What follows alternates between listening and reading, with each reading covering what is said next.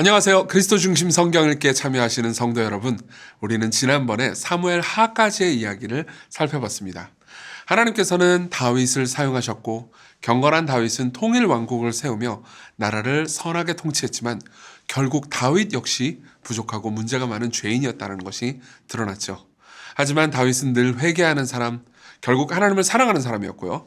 그의 통치 안에서 나라는 계속해서 부강해졌습니다.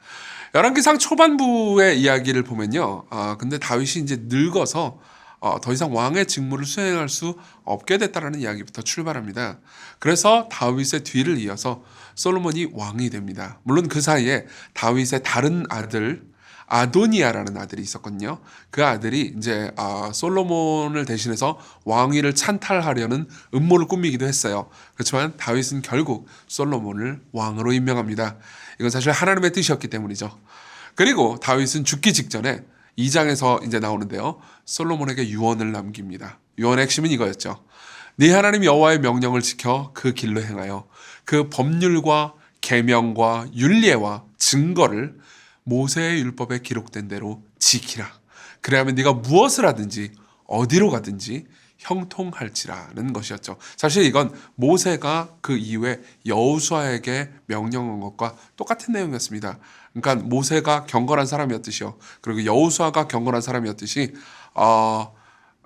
다윗도 역시 경건한 사람이었고요. 다윗도 자기의 후대 왕인 솔로몬이 그렇게 하나님을 경외하면서 나라를 다스리기를 바랬던 거죠. 물론 이후에 이제 솔로몬이 초기 왕위를 물려받을 때 몇몇 어려움이 좀 있기는 했습니다. 그렇지만 결국 솔로몬은 왕위를 물려받고요. 나라는 아주 견고해지죠. 솔로몬은 여호와를 굉장히 사랑하는 왕이었습니다. 그래서 실제로 열왕기상 3장으로 넘어가면요. 이렇게 이야기를 합니다. 솔로몬이 여호와를 사랑하고 그의 아버지 다윗의 법도를 행하였다. 이렇게 이야기를 해주죠. 이렇게 후한 평가를 받은 왕은요. 이스라엘 왕 중에 다윗 이외에는 한 명도 없었습니다. 그러니까 그만큼 솔로몬은 진심으로 여호와를 사랑했던 거죠. 어쨌든 간에 하나님을 사랑하는 솔로몬은 왕이 되고 난 후에 하나님을 사랑하는 자신의 마음을 표현하기 위해서 하나님께 그 유명한 일천번제를 드립니다. 일천번제는 뭐냐면은 1000마리의 제물을 한 번에 하나님께 올려드리면서 하나님을 예배하는 제사였죠. 그만큼 솔로몬은 하나님을 사랑했고요. 그리고 이렇게 이야기를 합니다. 나의 하나님 여호와여, 주께서 종으로 종의 아버지 다윗을 대신하여 왕이 되게 하셨사오나 종은 작은 아이라 출입할 줄을 알지 못하고 주께서 택하신 백성 가운데 있나이다. 그들은 큰 백성이라 수효가 많아서 셀 수도 없고 기록할 수도 없사오니 누가 주의 이 많은 백성을 재판할 수 있사오리이까. 듣는 마음을 종에게 주사 주의 백성을 재판하여 선악을 분별하게 하옵소서. 이렇게 이야기를 합니다. 하나님께서는 솔로몬이 한 이 말을 굉장히 마음에 들어 하셨던 것 같습니다. 그래서 하나님께서는 지혜롭고 총명한 마음뿐만 아니라 부귀와 영광 역시 주겠다고 말씀하시죠. 왜 하나님께서 솔로몬이 한 이 말을 마음에 들어 하셨을까요? 이는 바로 솔로몬이 지극히 겸손했기 때문입니다. 실제로 아까 제가 읽어드린 말을 자세히 생각해 보잖아요. 그럼 솔로몬은 자신이 작은 아이라고 말합니다. 사실 이때 솔로몬이 아마 40 넘었을 거예요. 작은 아이는 아니죠. 그만큼 자신이 별것 아니다, 연약한 사람이다 라고 겸손을 표현한 겁니다. 그리고 또 이스라엘 백성들을 큰 백성이라고 말합니다.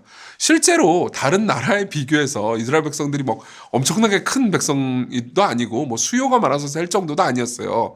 근데 왜 이렇게 표현하냐면은 이스라엘 백성들이 사실 하나님의 백성, 크신 하나님의 백성이기 때문에 그 사람들의 수요는 좀 적지만 그래도 위대하신 하나님의 백성이니까 나 같은 작은 아이가 감히 다스릴 수 없을 정도로 위대합니다. 이렇게 이야기를 하는 거죠. 그러니까 자기는 낮추고 하나님의 백성을 높이죠. 그러면서 듣는 마음을 달라고 말합니다. 듣는 마음이라는 건 그러니까 자기가 말하기만 하는 것이 아니고 잘 들음으로써 겸손하게 이 백성들을 통치하고 싶다는 거죠.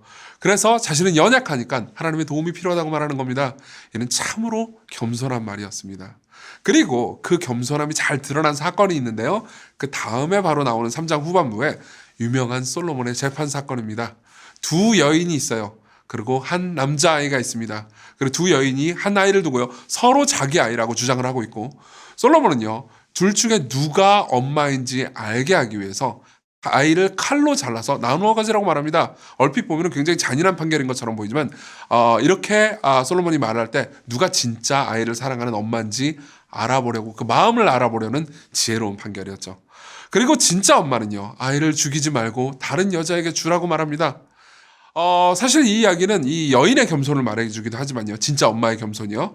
그렇지만 솔로몬의 겸손을 보여주기도 합니다. 왜냐하면은 당시에 이 이야기를 읽은 사람들 있잖아요. 이 사람들은 당시 최하층민이었던 창녀들의 판결을 왕이 직접 한다는 것을 보면서, 와, 이 왕은 정말 백성들을 사랑하는구나. 이 왕은 정말 백성들의 삶에 관심이 있구나. 이 왕은 정말 하나님의 백성을 귀하게 여기는구나 라는 걸 알 수 있었기 때문입니다. 그래서 실제로 솔로몬은 자신의 겸손을 이런 식으로 표현했고요. 이 솔로몬의 통치 안에서 당연히 나라는 부강해질 수밖에 없었죠. 그렇지만 이후의 이야기를 쭉 보잖아요. 그러면 솔로몬이 11장까지 쭉 서서히 타락해져 가는 과정을 보여줍니다. 나라는 계속해서 부강해져요. 그래서 솔로몬은 그 이전에 그토록 원하고 원했던 성전을 건축하기 시작합니다. 그래서 5장부터 8장은요, 어떻게 솔로몬이 성전을 건축하게 되는지를 묘사해 주는데요. 그 성전의 영광은 이루 말할 수 없을 정도였습니다.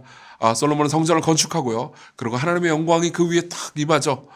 그리고 하나님께서는 뭐라고 말씀하시냐? 그 성전에서, 솔로몬이 지은 그 성전에서 하나님의 백성들과 함께 거하시겠다고 말씀하셨죠. 그리고 하나님의 백성들은 그 성전에서 계속해서 하나님과 교제할 수 있었습니다. 하지만 솔로몬은 계속해서 타락해 갔습니다. 비록 솔로몬이 하나님과 교제할 수 있는 성전, 즉 공간은 만들었습니다. 근데 그 공간을 만들어 놓고 정작 하나님과 교제는 하지 않기 시작했죠. 이후의 이야기를 쭉 볼 때 솔로몬의 타락을 어떻게 알 수 있느냐? 여러분들은 이 본문을 이 열왕기상만 아니고 신명기 17장과 함께 보잖아요. 그러면은 솔로몬의 상황을 더 잘 알 수 있습니다. 신명기 17장에는요, 왕이 해서는 안 되는 일 3가지를 이야기해 주는데요. 첫 번째로 왕은 병마, 말들 있죠. 말들을 많이 두지 말아야 되고, 그리고 두 번째로는 재산을 자신을 위해 많이 쌓지 말아야 되고, 그리고 세 번째로는 아내를 많이 두면 안 됐었습니다. 이 모든 명령은요, 돈이나 힘, 섹스가 아닌 하나님 안에서 만족과 안식을 찾으라는 요구였죠. 사실 옛날부터 돈, 권력, 성, 이거는 사람들을 타락시키는 주요한 요소들이었잖아요. 그리고 솔로몬은요, 이 신명기의 모든 율법을 싹 다 어겨버립니다. 그런 엄청난 말을 애굽에서 수입해 옵니다.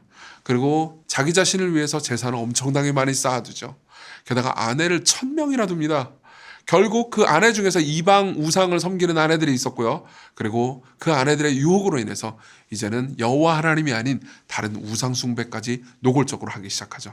그리고 하나님께서는 슬퍼하시고 진노하십니다. 이게 이제 11장까지의 이야기예요.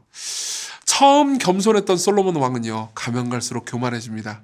자신을 낮춰서 백성을 섬기던 그 솔로몬은요, 이제 백성들의 딸들을 빼서 성욕을 채우고요. 1000명이나 아내가 있었다고 그랬잖아요. 그죠? 힘과 재력을 자랑하는 사람이 됐습니다. 그는 정말 지혜로웠을까요? 여러분, 잠언을 솔로몬이 썼다는 것을 알고 계실 겁니다. 실제로 잠언에 보면요, 9장 10절에 이런 말씀이 있어요. 여호와를 경외하는 것이 지혜의 근본이요 거룩하신 자를 아는 것이 명철이니라, 이런 말씀이 있어요. 근데 솔로몬이 이 말을 했잖아요. 그렇지만 정작 솔로몬 자신은 하나님을 경외하거나 하나님을 아는 왕이라고 볼 수 없었습니다. 물론 안다고 말할 수 있었죠. 그렇지만 시간이 지나면서 서서히 타락해가면서 사실 하나님을 경외하지 않았죠. 하지만 1000년이 지나고요, 이 땅에 오신 겸손한 왕, 솔로몬보다 훨씬 더 위대한 왕은요, 솔로몬보다 훨씬 더 지혜로운 분이셨습니다. 솔로몬은 사실 겉으로 볼 때 굉장히 지혜로운 사람이었습니다. 당대의 수많은 지혜자들보다 지혜로운 사람이었고요. 그리고 잠언이나 전도서, 아가 같은 책을 쓰면서 그 지혜를 드러냈죠. 그렇지만 진정한 지혜, 자신을 낮추고 하나님을 경외하는 그 지혜는 가지고 있지 못했습니다. 그렇지만은 예수 그리스도는요, 우리의 진정한 왕은요, 하나님이신 분이 사람이 되실 정도로 자신을 낮추셨습니다. 그래서 사도 바울은요, 십자가에 달리실 정도로 자신을 낮추신 그 예수님이 바로 하나님의 지혜라고 말해줍니다. 여러분, 솔로몬의 재판에서 아이의 진짜 엄마가 한 말을 기억하시나요? 아이의 진짜 엄마는 솔로몬에게 이렇게 이야기를 한 겁니다. 솔로몬 왕이시여, 저 아이를 찢지 마시고 차라리 제 마음을 찢어주세요. 저 아이를 죽이지 마시고 차라리 제 미래가 죽게 해주세요. 저 아이를 불행하게 하지 마시고 차라리 저를 불행하게 해주세요. 이런 식으로 말한 겁니다. 그렇기 때문에 아이를 죽게 하지 말고 차라리 저 여자에게 주세요. 이렇게 말한 거죠. 그렇죠? 우리 구주 예수 그리스도도 그렇게 하셨습니다. 그분은 성부 하나님 앞에서 자기 백성들을 위해서 십자가로 가겠다고 자청하셨습니다. 나중에 요한복음 17장 전체를 한번 읽어보십시오. 십자가로 가시기 직전에 그분이 자기 백성들을 얼마나 사랑하셨는지를 알 수 있습니다. 그분은 마치 이렇게 말한 것과 똑같습니다. 성부 하나님, 제 백성들을 찢지 마시고 제 몸을 찢어주세요. 실제로 예수님의 몸이 찢기셨죠. 저 백성들을 죽이지 마시고 차라리 저를 죽여주십시오. 제 백성들이 행복을 누리기 위해서 제가 아버지께 버림받는 불행을 선택하겠습니다. 예수께서는 이렇게 말씀하셨고요. 실제로 죽음으로 들어가셨죠. 그리고 그 죽으심을 통과한 후에 그분은 부활하셨습니다. 이걸 잘 기억해 봅시다. 그리고 우리가 진정한 지혜가 무엇인지 생각해 봤으면 좋겠습니다. 우리가 겸손해진다면 하나님께서 우리를 높이실 겁니다. 우리가 죽는다면요, 하나님께서 우리를 다시 살리실 겁니다. 이게 우리가 열왕기상 초반부의 이야기를 보면서 생각할 수 있는 교훈입니다. 이제 우리는 계속해서 열왕기상을 읽을 겁니다.